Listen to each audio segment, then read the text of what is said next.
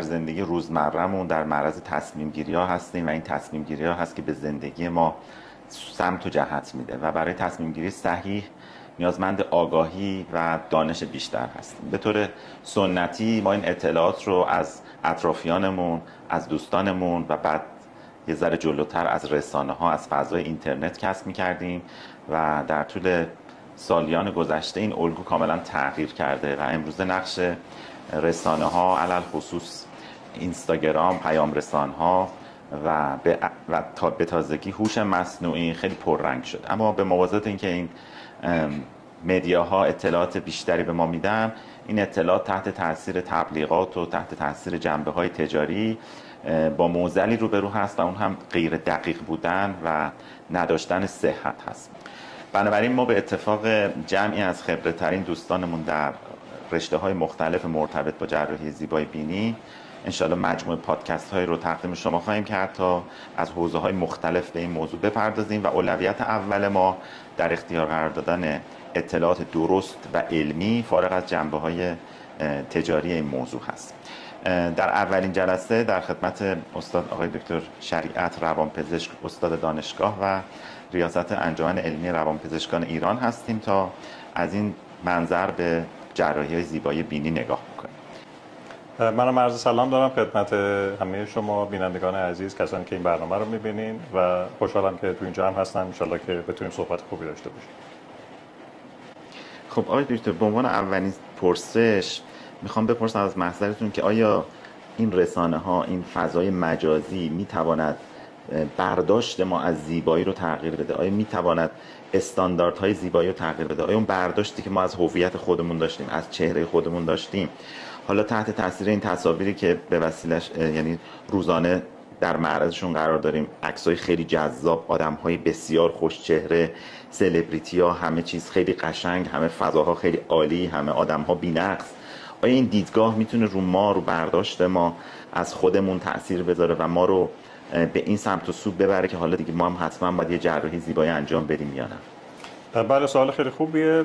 ببینید، ما در طول تاریخ همیشه دیدیم که این استانداردهای زیبایی تغییر میکنن. یعنی زمانهای خیلی قدیم مشخصه از آثاری که باقی مونده که اصلا استانداردهای زیبایی به نوعی چیزای دیگه‌ای بودن. الان هم بنابراین متفاوت نیست و فضای فرهنگی و اون چیزایی که در معرضش قرار میگیریم میبینیم انتظار ما رو شکل میده و باعث میشه که فکر کنیم زیبایی کدوم بخش هست و کدوم بخش نیست. فضای مجازی با توجه به فراگیری که پیدا کرده و این عمق نفوذی که داره مطمئنا تاثیرش خیلی زیاده تو این روزها و باعث میشه که توجهات خیلی زیادی رو به سمت خودش جلب بکنه. عملا یک صنعتی هم ما داریم که صنعت مد و زیبایی هست که اینها دوست دارن به یه شکل خاصی در واقع این الگوها رو ببرن و اون نمونه هایی که در فضای مجازی دیده میشه و خیلیشون تبلیغ میشه با یک استانداردهای خاصی هست که در واقع حالا سلیقه اون گروه خاص هست.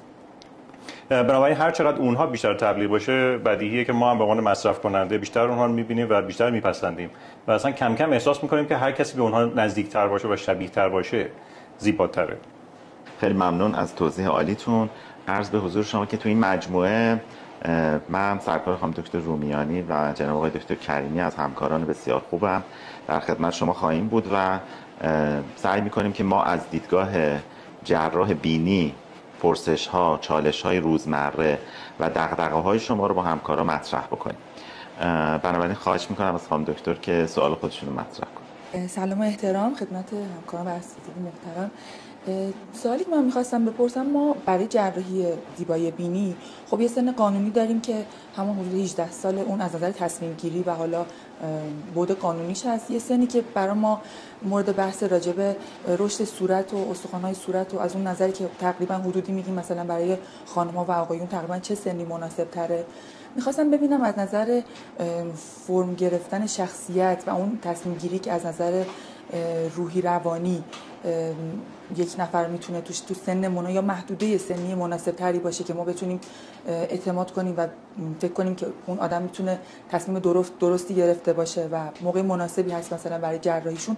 از بعد روانپزشکی اون یعنی محدوده سنی خاصی وجود داره یا نه، حالا علاوه بر اون سن قانونی یا سنی که ما از نظر حالا جراحی زیبایی بینی از نظر آناتومی صورت داریم، چنین چیزی موضوعیت داره. درسته. در مورد روانپزشکی از جنبه رشد روانشناختی هم به نوعی همون 18 سالگی رو میشه ملاک قرار داد، به خاطر اینکه خیلی از تغییراتی که در شخصیت فرد اتفاق میفته و رشدی که صورت میگیره، چه از نظر شناختی چه از نظر ویژگی‌های شخصیتی فرد، به نظر میرسه که میشه همون 18 سالگی رو به عنوان یک مبنا قرار داد. البته طبیعیه که در جامعه یه مقداری میتونه فرق بکنه، برای بعضیا ممکنه کمی زودتر و برای برخی کمی دیرتر اتفاق بیفته، مشروط به اینکه این فرد اختلال خاصی نداشته باشه. منظورم از اختلال در واقع ذهنی هست، یعنی کسی که عقب ماندگی ذهنی نداشته باشه و بتونه خوب و بد رو، شرایط رو درک بکنه و تمیز بده. بنابراین در این صورت ما میتونیم تقریبا همون سن رو ملاک قرار بدیم. من هم سلام عرض میکنم خدمت همه دوستان و همراهان گرامی. امیدوارم که در واقع این سلسله مباحث کمک بکنه به هممون اون پرسش هایی که داریم بهش خیلی خوب جواب داده بشه. سوالی که از دوست عزیزم دکتر شریعت می‌خواستم بپرسم در مورد بیماران وسواسی هستش. یک جمعی از کسایی که با مراجعه میکنن بیمارانی هستن که وسواس دارن، خصوصا در مورد چهرهشون.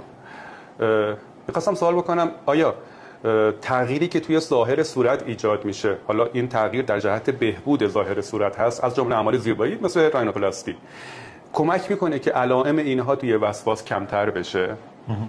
خب خیلی سوال مهمیه. کسانی که حساسیت ویژه دارن روی صورتشون یا روی زیباییشون و ممکنه که به خیلی تغییرات جزئی و کوچیک حساس باشن، خیلی کار سخته. در واقع جاییه که خیلی احتیاط زیادی میخواد و موقعی که این افراد بیان و جراحی بکنن معمولا نتیجه برعکس میگیرن، یعنی معمولا ناراضی تر میشن یا احساس میکنن که فرقی نکرد، این همه من زحمت کشیدم، این همه اومدم خرج کردم ولی فرقی نکردم. درصد خیلی کوچکی از افراد ممکنه که یه احساس رضایت نسبی پیدا بکنن و این مطلق نیست. ما مطلق نمیتونیم بگیم خوبه، نمیتونیم بگیم بده، ولی با توجه به اینکه اکثریت قریب به اتفاق راضی نیستن و راضی تر نمیشن، معمولا توصیه نمیکنیم. یعنی از جایی که واقعا باید صبر کرد و احتیاط بیشتری کرد.